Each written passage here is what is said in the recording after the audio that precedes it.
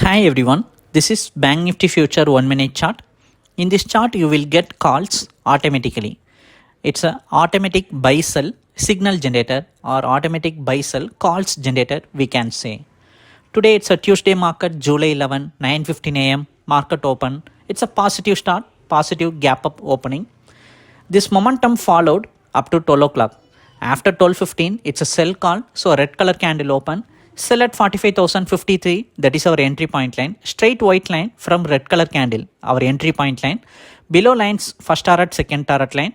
Above line is the stop loss line. So daily basis, it will analyze market movement like this and generate calls in live market.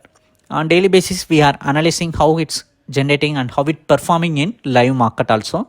Today after 12:15 sell call generated at 45,053 and the first target is 44,941, more than 110 point target.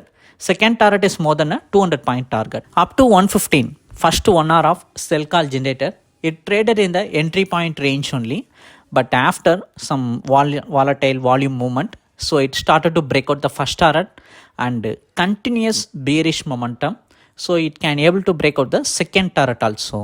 Like this today, the first fresh sell call break out all the target.